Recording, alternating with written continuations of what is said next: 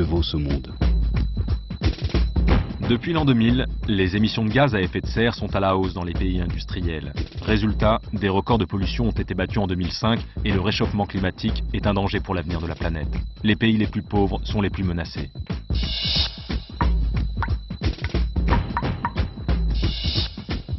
Plus d'1,5 milliard d'individus n'ont pas accès à l'eau, plus de 2,5 milliards n'ont pas de sanitaire, 35 000 personnes meurent chaque jour par manque d'eau. Il est indécent de voir des multinationales, notamment françaises, faire du profit sur l'eau. L'eau est un bien commun, un bien public qui doit être accessible à tous. L'entreprise Alcatel-Lucent fait des bénéfices. Pourtant, la direction planifie 4500 suppressions d'emplois en Europe, dont 1500 en France. Essentiellement des ingénieurs en recherche et développement, c'est révoltant. Si on continue à délocaliser même la recherche et le développement, que va-t-il rester pour nos emplois, pour nos enfants? Les licenciements dans les entreprises qui font des bénéfices devraient être interdits. En 2007, c'est de plus en plus dur d'être étudiant. D'une part parce que les frais universitaires ne cessent d'augmenter, ce qui fait que c'est extrêmement difficile pour nous d'accéder aux études supérieures. D'autre part, il y a une mise en concurrence des universités qui est de plus en plus importante.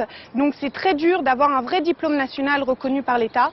Et pour ce qui est de la vie quotidienne des étudiants, on a énormément de mal à trouver un logement et on doit de plus en plus se salarier pour financer nos études. Donc je trouve que c'est une situation qui n'est absolument pas normale. Quelle société voulons-nous ? Depuis 20 ans, les politiques libérales, le capitalisme mondialisé, la finance ont pris le pouvoir. Le résultat de cette politique parle de lui-même. Les êtres humains et l'environnement sont l'otage du profit. Combien de temps encore allons-nous accepter d'obéir à ce capitalisme fou? Durant toute la campagne, j'ai rencontré ces femmes qui travaillent à temps partiel et qui depuis des années gagnent à peine de quoi vivre.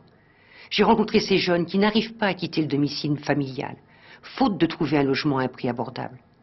J'ai rencontré ces salariés qui passent de CDD en intérim, de période de chômage en petit boulot. Alors non, cela ne peut pas continuer comme ça. Une nouvelle politique à gauche est nécessaire. Notre pays et l'Europe ont besoin de remettre l'économie au service des êtres humains, de construire un nouveau type de développement. Les propositions que je vous soumets portent cet espoir d'une vie meilleure. Inventons un autre monde. Au niveau mondial, faisons primer l'environnement sur le commerce, donnons la priorité à l'humain sur l'argent. Les organismes internationaux doivent mettre en œuvre le co-développement de la planète.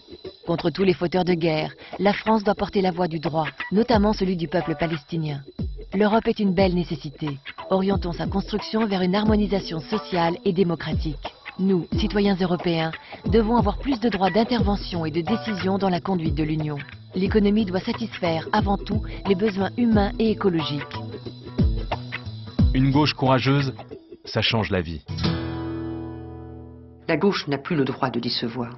Elle n'a plus le droit d'oublier pour qui, pourquoi elle se bat. Changer la vie quotidienne, c'est urgent, c'est possible.